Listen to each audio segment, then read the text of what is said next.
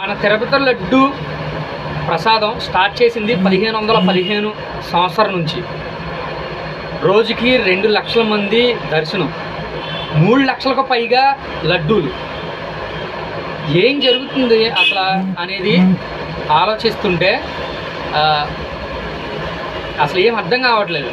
అసలు ఆ లడ్డు కల్తీ ఏంటి, పంది కొవ్వు, యానిమల్ ఫ్యాట్ కలిపి లడ్డు ప్రసాదం పెట్టడం ఏంటి, ఆ లడ్డు తీసుకెళ్ళి స్వామివారి పాదాలకు తాకించి భక్తులకు పంచడం ఏంటి, అలాంటి తిరుపతి లడ్డూని కల్మిషన్ చేశారంటే అసలు నార్మల్ థింక్ అది. ఒక హిందువుడిగా పుట్టినందుకు మనం ఈ విషయం మీద అయితే తలదించుకోవాలి. దీని మీద తీవ్రంగా ఫైట్ చేస్తున్నారు మన పవన్ కళ్యాణ్ గారు. ఆయన కంపల్సరీగా సపోర్ట్ ఇవ్వాల్సిన బాధ్యత మనకుంది. అది గత ప్రభుత్వం వైసీపీ ప్రభుత్వంలో జరిగిందా, ఇప్పుడున్న ప్రభుత్వంలో జరిగిందా అనేది మనం ఆలోచించాలి. ఎందుకంటే ప్రతి 6 మంత్స్కి ఒకసారి కీ అనేది ఇవ్వడం జరుగుతుంది టీడీపీ వాళ్ళకి. అది చెక్ చేసి పంపిస్తారు.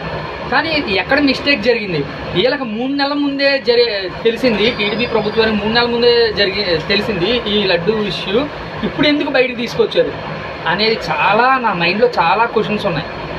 ఎవరైనా క్లారిటీగా వీడియో చేయండి అబ్బా, నేను కూడా చూస్తాను. ఈ వీడియో అయితే కంపల్సరీగా చూడండి. తిరుమల తిరుపతి వెంకటేశ